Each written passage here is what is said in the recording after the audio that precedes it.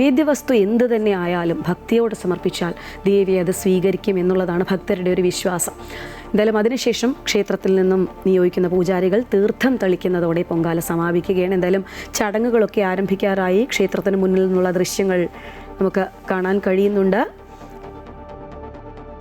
അവിടെ ചടങ്ങുകൾ ആരംഭിക്കാറായി എന്നുള്ളതാണ് ദൃശ്യങ്ങളിൽ നിന്ന് നമുക്ക് മനസ്സിലാക്കാൻ സാധിക്കുന്നത്.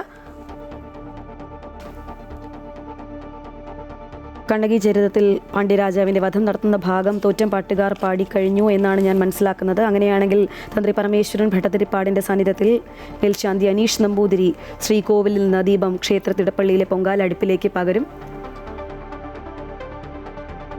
സഹമേൽശാന്തി ഇപ്പോൾ ദീപം ഏറ്റുവാങ്ങി പൊങ്കാല അടുപ്പിലേക്ക് പണ്ടാരടുപ്പിലേക്ക് അഗ്നി പകരുകയാണ്. ആ ദൃശ്യങ്ങളാണ് നമ്മളിപ്പോൾ കണ്ടുകൊണ്ടിരിക്കുന്നത്. അതെ, പണ്ടാര അടുപ്പിൽ അഗ്നി പകർന്നിരിക്കുകയാണ്. തത്സമയ ദൃശ്യങ്ങളാണ് പ്രേക്ഷകർ കണ്ടുകൊണ്ടിരിക്കുന്നത്.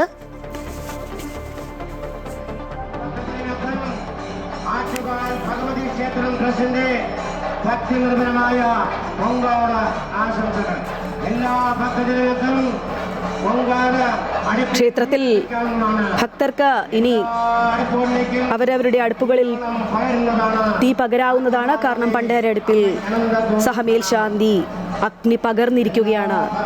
തത്സമയ ദൃശ്യങ്ങളാണ് പ്രേക്ഷകർ കണ്ടുകൊണ്ടിരിക്കുന്നത്.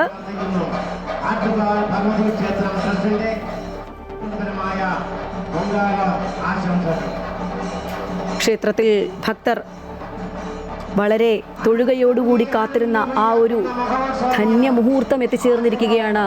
എല്ലാവരും അവരവരുടെ അടുപ്പുകളിൽ ദയവായി തീ പകരണം എന്ന് അഭ്യർത്ഥിക്കുകയാണ്. കാരണം പണ്ടാര അടുപ്പിൽ ഇപ്പോൾ സഹമേൽശാന്തി തീ പകർന്നിരിക്കുകയാണ്. ആറ്റുകാലമ്മയ്ക്ക് പൊങ്കാലയർപ്പിക്കുന്നതിനായി ആയിരക്കണക്കിന് ഭക്തജനങ്ങളാണ് തിരുവനന്തപുരം നഗരത്തിൻ്റെ വിവിധയിടങ്ങളിലായി എത്തിച്ചേർന്നിട്ടുള്ളത്. എല്ലാവരും പൊങ്കാല അടുപ്പുകളിൽ അവരവരുടെ പൊങ്കാല അടുപ്പുകളിൽ അഗ്നി പകർന്നു കഴിഞ്ഞു. ദൃശ്യങ്ങളാണ് നമ്മളിപ്പോൾ കണ്ടുകൊണ്ടിരിക്കുന്നത്.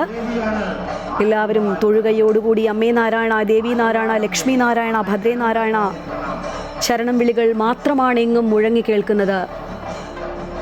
ഭക്തർ തൊഴുകയോടുകൂടി ദേവിയെ മനസ്സിൽ പ്രാർത്ഥിച്ചുകൊണ്ട് അഗ്നി പകർന്നിരിക്കുകയാണ്. അവരവരുടെ അടുപ്പുകളിൽ ചെണ്ടമേളം ഉയർന്നു കേൾക്കുകയാണ്. പണ്ടാരടുപ്പിൽ തീ പകർന്നതിൻ്റെ സൂചനയായി ചെണ്ടമേളം ഉയർന്നു കേൾക്കുന്നു.